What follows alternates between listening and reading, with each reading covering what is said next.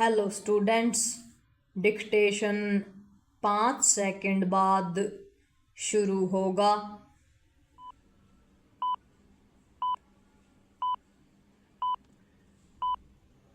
Start. Monsoon के विदा लेने के बीच देश के विभिन्न हिस्सों में जिस तरह वर्षा हो रही है वह केवल आश्चर्य का ही विषय नहीं, परेशानी का भी कारण है। मौसम विभाग के अनुसार अगले कुछ दिनों में देश के विभिन्न हिस्सों में अच्छी खासी वर्षा के आसार हैं, क्योंकि बंगाल की खाड़ी में निम्न दबाव का अक्षेत्र बन रहा है, तो अरब सागर में शक्ति नामक तूफान के कमज़ोर होने से पहले नया पश्चिमी विक्षोभ सक्रिय हो गया है। दशहरे के बाद दिवाली की प्रतीक्षा के बीच जब यह मान लिया जाता है कि वर्षा ऋतु का समय बीत गया, तब बारिश होना यही बताता है कि मौसम में परिवर्तन का चक्र तीव्र हो गया है। मौसम चक्र में बदलाव पिछले कई वर्षों से दिख रहा है, लेकिन अब बदलाव की गति कहीं अधिक तेज हो गई है। यह जलवायु परिवर्तन का परिणाम है। विडंबना यह है कि जलवायु परिवर्तन को लेकर चिंता तो हर स्तर पर जताई जा रही है, लेकिन उसे रोकने के लिए जैसे सामूहिक प्रयास होने चाहिए वैसे नहीं हो पा रहे हैं। यह अंतर्राष्ट्रीय समुदाय की विफलता है।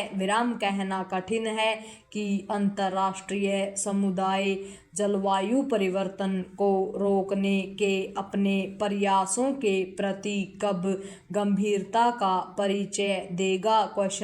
जब तक ऐसा नहीं होता तब तक भारत को जलवायु परिवर्तन के कारण होने वाले दुष्प्रभावों से बचने के उपायों पर बल देना होगा।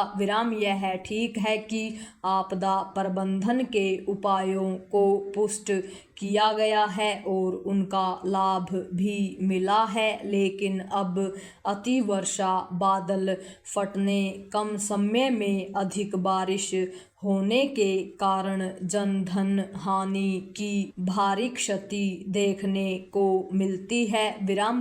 इस वर्ष ऐसी घटनाओं के चलते पर्वतीय राज्यों के साथ साथ मैदानी राज्यों में भी अच्छी खासी जनधन हानि देखने को मिली। इस हानि का एक बड़ा कारण कमज़ोर आधारभूत ढांचे का निर्माण और उसका सही तरीके से रखरखाव न किया जाना है। जलवायु परिवर्तन के कारण अत्यधिक वर्षा दूसरे देशों में भी होती है, लेकिन उनमें और विशेष रूप से विकसित और यहाँ तक कि कई विकासशील देशों में अपेक्षाकृत कम जनधन हानि होती है। भारत में मौसम के बिगड़े मिजाज से होने वाली बाढ़ एवं भूस्खलन की घटनाओं से जनधन हानि को रोकने का उपाय यही है कि आधारभूत ढांचे के निर्माण में तय मानकों का पालन किया जाए। अभी ऐसा नहीं हो रहा है। एक अन्य क्षेत्र भी ऐसा है जिस पर प्राथमिकता के आधार पर ध्यान देना होगा, और वह है जल निकासी के उचित प्रबंध का।